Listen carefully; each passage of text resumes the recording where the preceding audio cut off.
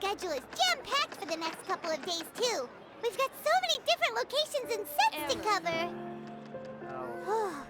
Anyway, let's head out and meet up with the others. There'll be an extra fee.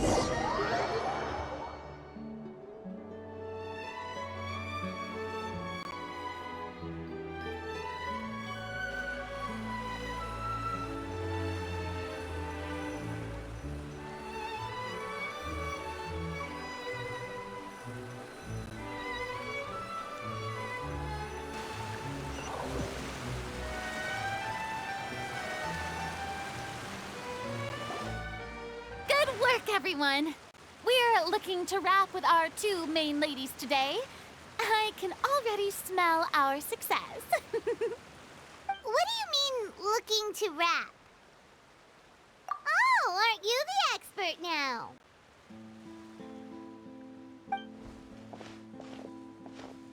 This upcoming scene is the two musketeers' final confrontation with the Baron.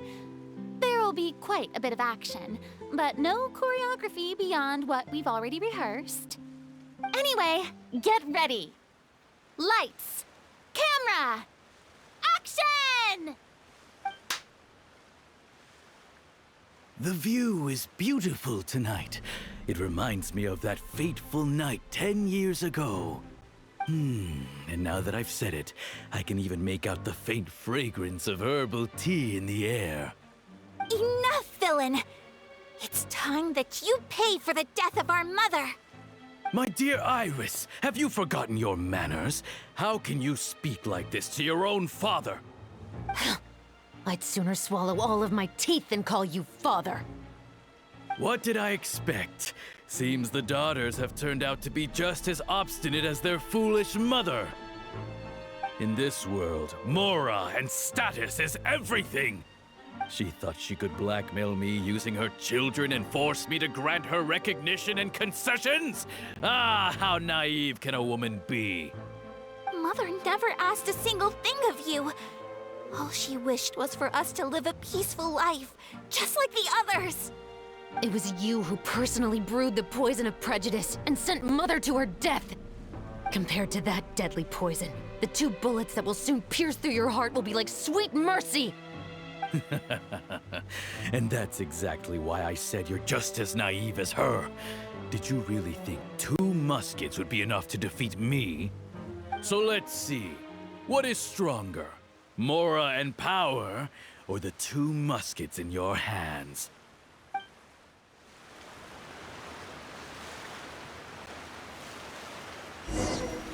Get them! Tulip! There are too many of them! It'll be okay. We'll cover each other, Iris. And Mother will be watching over us, too.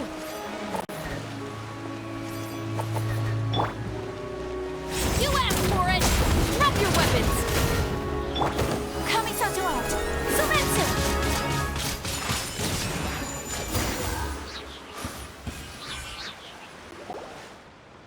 You've lost. To think I'd lose to my own 2 kids. We are no children of yours, and we'll never call that place our home.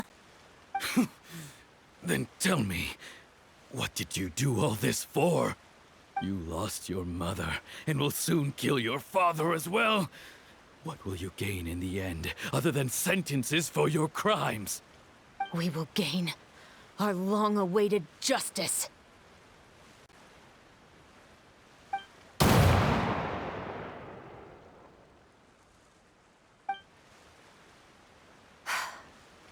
It's over. Finally, it's over.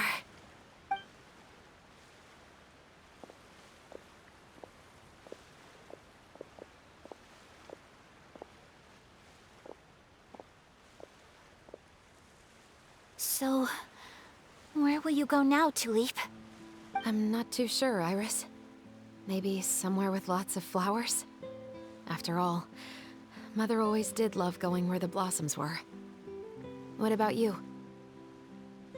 I want to go visit Mother's grave.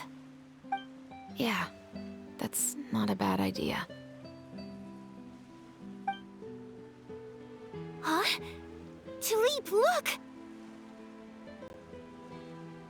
What is it? It's Mother's favorite. The rainbow rose. Look, it's blooming again.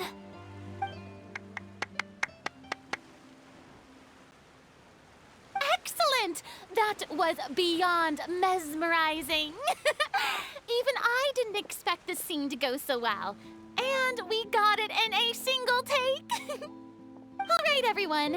We've got a wrap for Tulip and Iris. Congratulations, Ayaka and Chevrolet! Thank you. I didn't expect our parts to wrap so quickly. I wish I could savor the experience for just a bit longer. Paimon totally understands. Paimon's not ready to say goodbye to the clapperboard either. Filming has really been a lot of fun. You were great too, Chevrolet. The way you said, long-awaited justice. It gave Paimon chills. That is indeed my favorite line in the whole book. I still remember trying to act it out in my room the first few times I read it. Whoa, Paimon would have never guessed you're that type. Who doesn't like stories where the guilty are punished and justice prevails over evil? Don't forget, I'm the captain of the Special Security and Surveillance Patrol. Captain, I have something urgent to report. Please excuse me, everyone. I'll be back in just a moment. It's okay, don't worry about us.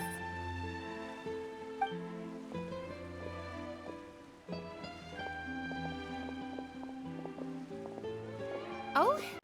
Was she whisked away by work already? I was just about to tell her how great she did. It seemed like some urgent official business. Then perhaps we should thank the stars that we were able to wrap both of your parts so quickly today. Switching around the filming schedule would have been a real pain. Anyway, I actually came over to let everyone know that we're all done for today. You can go home and get some rest. And one last thing, Miss Ayaka. Your acting skills today were immaculate as always. Are you sure you won't consider taking up full-time acting? See, I just happen to know this great troupe that's still looking for a lead actress. Thank you for your kind words, Director Farina. Unfortunately, there are still many matters that I have to take care of back home at the Yashiro Commission. I cannot remain in Fontaine to pursue an acting career. Nevertheless, I will make sure to treasure this incredible opportunity in my heart. Oh, that's a shame, but I understand. Just let me know if you ever change your mind. I believe it's also about time for me to take my leave. But hopefully I'll see you on set over the next few days. Even though my part's wrapped, I'd still like to swing by and help out the crew. See you tomorrow, Traveler and Paimon. Yep, see you tomorrow! Well, what should we do next? Maybe we'll go investigate the case some more with Chevrolet today. Traveler, Paimon, please come with me. Huh? Where are we going? You could say that our ship has finally chanced upon one of those small, remote islands of intel.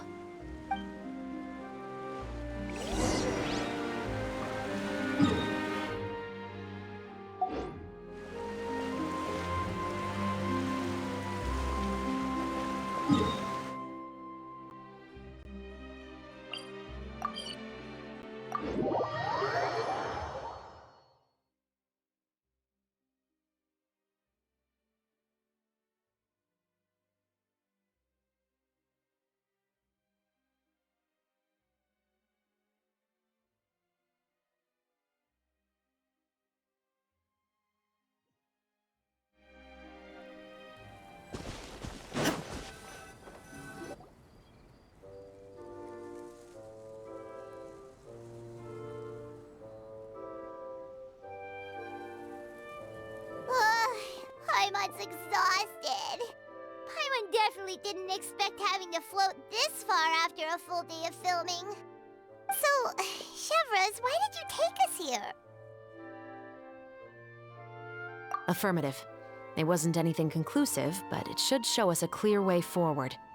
Have you ever heard of someone by the name of Emily? Oh, you mean that famous perfumer? She's a good friend of mine. She's lent me her aid several times in the past to resolve some difficult cases. After I discovered the rainbow rose at the scene of the murder, I sent it to her. After all, she's probably the foremost expert on flowers and scents in all of Fontaine. And then? There was nothing remarkable about the flower or the trace amounts of soil left on it. But according to Emily, the rainbow rose left by the killer was derived from a very rare cultivar. Huh. Paimon didn't know that there were different varieties of rainbow rose. Paimon just thought they grew everywhere in the wild. Flowers that are deliberately cultivated will always show some different features from those that bloom in the wild. We already knew that the rose left at the scene belonged to a special cultivar, but with Emily's expertise, we were able to pinpoint the place where it was first picked from.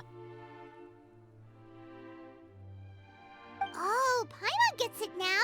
So whoever first planted that rainbow rose was probably the killer. Precisely. And after we checked what we learned against some sales records from the past, we discovered that there's only one person in all of Fontaine who could grow and sell this specific cultivar. Really? And who is it? It's the novelist. But didn't you say he had an alibi? To be clear, I haven't changed my mind about him. I still don't think he was the one who pulled the trigger. However, that doesn't mean the true culprit never visited him at his home or never purchased a rainbow rose from his garden. Whatever the case, we will have to confirm a number of things with him. So you mean the next place we need to go is... Yes, we're going to pay him a visit at his home.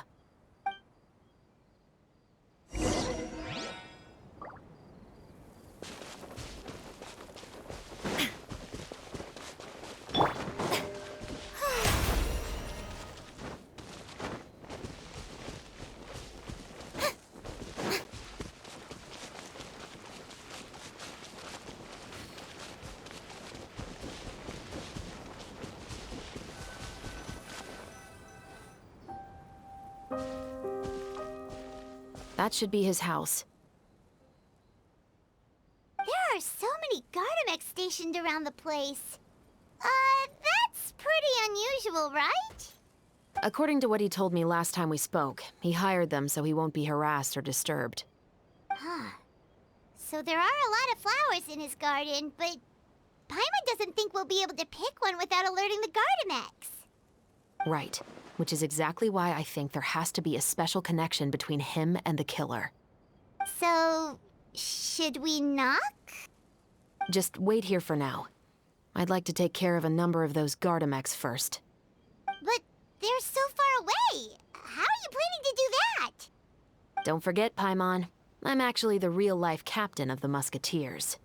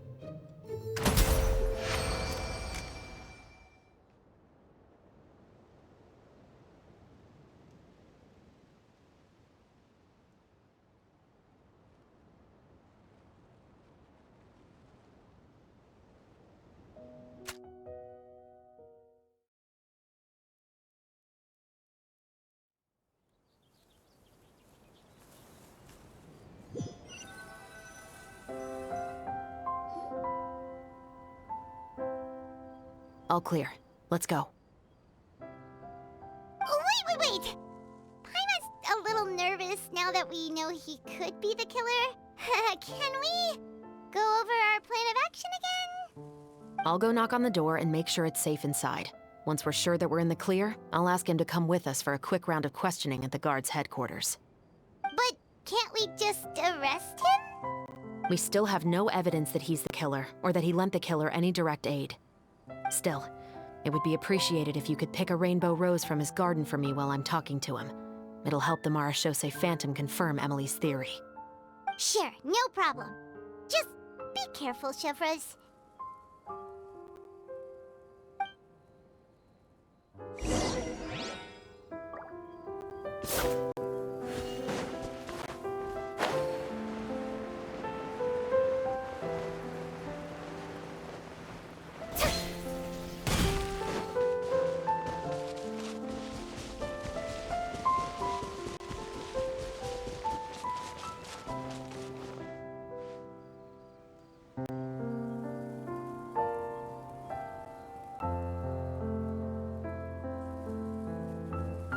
Excuse me, Mr. Baptiste, are you home? Who could it be at this hour? Oh, it's you, Officer Chevres. Would you mind accompanying me to the guard's headquarters, Mr. Baptiste? We would like to ask you some questions about a case. Oh, is it still regarding the murder case from before? I cannot confirm or deny that at this time. So it is then. Listen, I need you to come with me, Mr. Baptiste. Miss Chevres, I'll save you the trouble. Oh, and you two over there? There's no need for you to pick my flowers either. It's not time for them to bloom yet. Oh! Okay.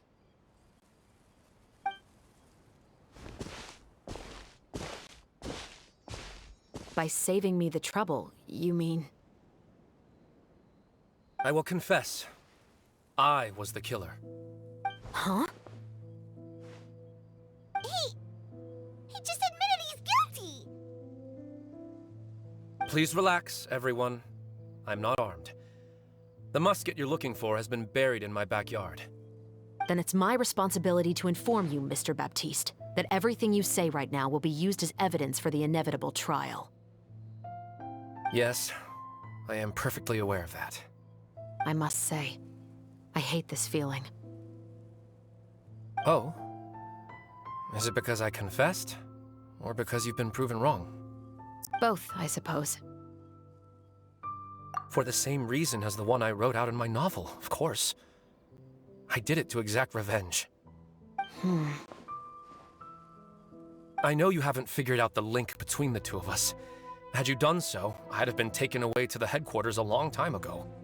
But that won't stop me from always remembering his grotesque face. After all, he was the one who killed my mother. Your mother is still healthy and well. You know, I was adopted as a child. I was referring to my birth mother. That was never recorded in the orphanage's records. Please forgive a 6-year-old child for concocting some lies to protect himself after watching his mother die right in front of him. So, your novel, it was like a record of your life? No, of course not. It was a work of fiction with many embellished parts.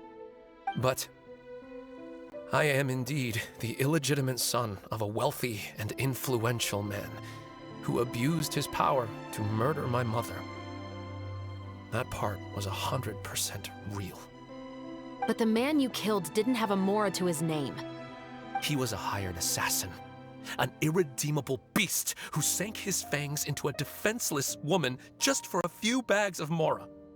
But if that's really the truth, you wouldn't be telling us any of this now. You still haven't managed to take revenge against your father, the true mastermind behind it all. I never thought I'd hear that kind of thing from the captain of the Special Security and Surveillance Patrol. I'm simply skeptical about your motives. It's simple, really. I've grown tired of everything and don't want to shoulder this burden anymore. You may have considered me too soft to pull the trigger. Well, as it turns out, you are exactly right. I've become overwhelmed by the aftermath of the murder. So you're going to call a stop to your revenge, just like that? The true mastermind is too rich and too powerful for me. I've accepted that I will never be able to avenge my mother alone. And so what? The characters in your book never gave up.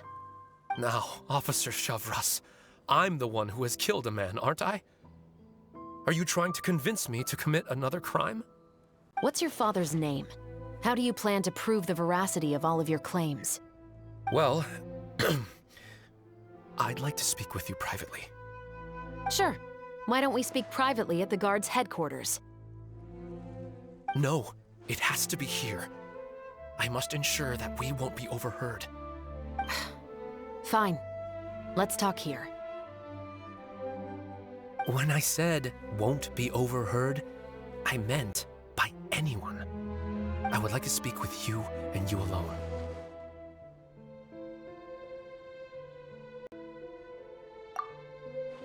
Thanks. I appreciate it. Please stay safe, Shavras.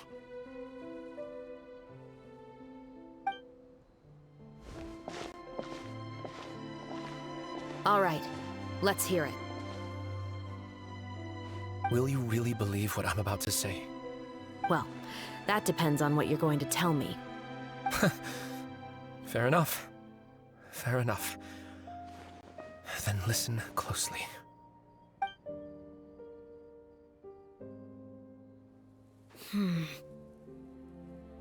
So that's how it's all connected. So, it seems you believe me after all. Do you want me to go public with this? No, of course not. At least, not right now. Then why did you bother telling me? You've read my work. What do you think? Even if you were to go public with all of this right now, he'd simply deny everything. It's been too long. Almost 20 years. Anything that could be used as evidence has long faded away. Even if there might have been a solitary island of truth once upon a time, it has long sunk beneath the waves by now. Justice will never find him. Not if you don't try. I know that as the captain of the Special Security and Surveillance Patrol, you will always stand on the side of justice. But do you really think a cushy life in prison really constitutes justice for him? I bet he could lead an extremely comfortable life in the fortress of Meripede. What are you trying to say? I've been observing you from a distance. Your portrayal of the musketeer was exquisite. Pull the trigger of justice against him. Let the villain get what he deserves. You want me to let you go so you may complete your revenge? No, Officer Shavras. I know that would be impossible. No. What I'd like is for you to perform the deed on my behalf. Oh, Shavras sure is taking her time. What could they be talking about anyway? Oh, Paimon's worried. What if he decided to attack her? Oh, you do have a point. Still, do you have any idea who the rich person might be? And why the novelist doesn't want us to hear what he's saying to Shavras? Sorry to keep you waiting, you two.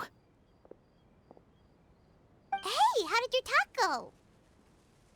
I've already sent someone to escort Baptiste back to the headquarters for questioning. He wasn't lying about the musket.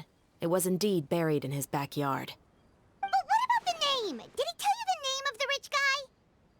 Yes, he did. But for now, I have to return to the Special Patrol. There are still a few loose ends I need to tie up.